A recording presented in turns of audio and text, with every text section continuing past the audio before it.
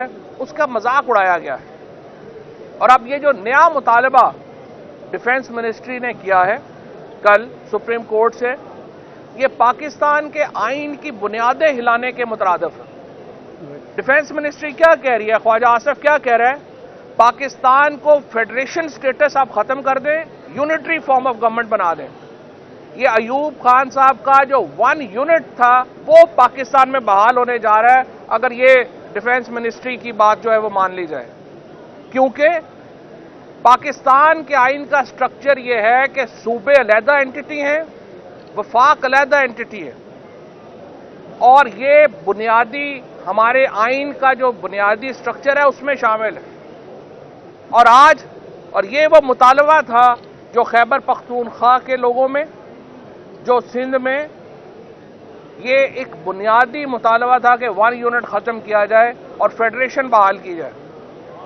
आज पाकिस्तान की defence ministry, peoples party और एएनपी, नून लीग की तो चूंकि कोई सियासी इस तरह की कोई उनका इशू ही नहीं है, ना ही उनकी कोई किसी किस्म के ऊपर, आपने माशाल्लाह वो वाहिद पार्टी है जिसकी किसी कोई प्रिंसिपल के ऊपर कोई पॉलिसी आपको समझ ही नहीं आएगी कि इनकी क्या, इसलिए उनको छोड़ दें। पीपल्स पार्टी, एएनपी जो कोalition का हिस्सा है, जिनके नीचे है ये फेडरल इस वक्त डिफेंस मिनिस्ट्री, वो कह रही है आप फेडरेशन खत्म कर दें, 1 यूनिट बहाल कर दें। ये नाकाबिले कबूल होगा, खुसूसन छोटे सूबों को नाकाबिले कबूल होगा। और अगर आपने ये बुनियाद ही खत्म कर दी कि बलोचिस्तान के अंदर वो असम्बली नहीं तोड़ सकते जब तक इस्लामाबाद की असम्बली ना टूटे, सिंध के लोग अपनी असम्बली में इलेक्शन ही नहीं करा सकते जब तक पंजाब में और खैबर पख्तूनख्वा में और सेंटर में ना हो, आपने तो आइन की बुनियादें हिला दी हैं ये एप्लीकेशन दे के।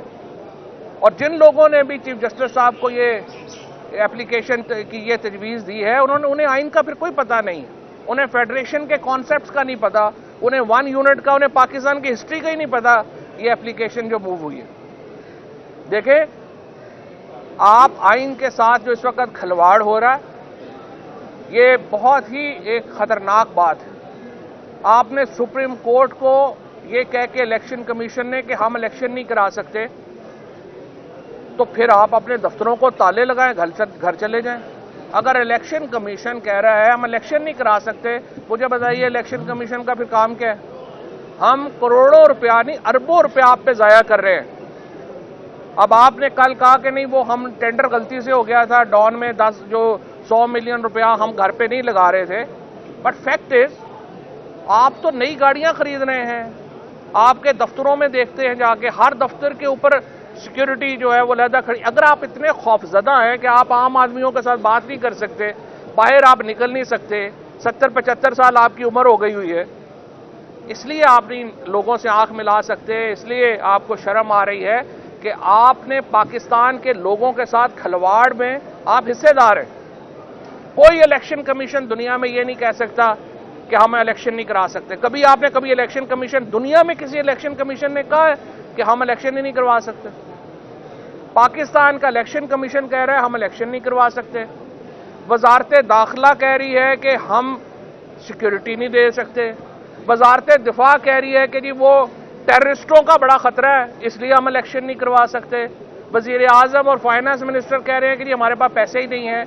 और पार्लियामेंट कह रही है कि हम चूंकि आ गए हैं अब मुल्क में इलेक्शन ही नहीं होने। कि क्या निज़ाम आपने मुल्क में बना दिया है कि क्या आप सीधा देखिए, सीधी बात है, आप खत्म करें फिर आइन को, माशाल्लाह लगाएं, लोग देख लेंगे। ये आधा तीतर आधा बटेर चल रहा है, लोगों की कमर टूट गई है। IMF का रोज सुन रहे थे, 6 महीने हो गए, आज साइन हो रहा है, कल साइन हो रहा है, आपसे साइन ही नहीं हो रहा। आपका जो सारा स्ट्रक्चर है, आपकी जो लोग हैं जिन्होंने जो यहाँ पे 20,000 रुपए से 1.5-2 लाख रुपए तक कमाने वाले लोग हैं, उनकी कमर टूट गई है। आप अपने महलों में बैठे हुए हैं, आपको लोगों का एहसास नहीं है। सरकारी तनख्वाहें ले रहे हैं आपको पता नहीं है इस वक्त लोगों के लिए अपने बच्चों को 2 वक्त का दूध पिलाना मुश्किल हो गया। जो बच्चों को मोटरसाइकिल के ऊपर स्कूल छोड़ के आते थे वो अब पैदल लेके जाते हैं क्योंकि पैसे नहीं है तेल भरवाने के। पाकिस्तान एक बैंकक्रप्ट मुल्क के तौर के ऊपर देखा जा रहा है और यहां पे हमारी जो एलीट है उसके लल्ले तल्ले ही खत्म नहीं हो रहे। एक दिन इलेक्शन करा दो, दूसरे दिन ना करा दो, तीसरे दिन। अब पूरा मुल्क सुप्रीम कोर्ट को देख रहा है। सुप्रीम कोर्ट ही वो धागा है जिससे पाकिस्तान की जमहूरियत इस वक्त बंधी हुई है। और अगर आपने ये धागा भी तोड़ दिया, पाकिस्तान में ह्यूमन राइट्स मुकम्मल तौर पे ऑलरेडी खत्म है, पाकिस्तान में मुआशी हकूक पहले ही खत्म है, पाकिस्तान में आईनी हकूक खत्म है, और अब ये जो थोड़ा बहुत ढकोसला है कि पाकिस्तान में कोई आइन है या कानून है, वो भी मुकम्मल तौर पे खत्म हो जाएगा और आप एक बहुत बड़े गर्दाब में फंस जाएंगे। और वाहिद हल फिर जो है वो यही होगा लोगों के पास कि वो सड़क पे निकले और श्रीलंका और ईरान की तर्ज के ऊपर अपने हकूक वापस लेने की कोशिश करें। Thank you sir. एक छोटी सी आपसे बात करना चाहता हूँ सर, एक मिनट आपने बात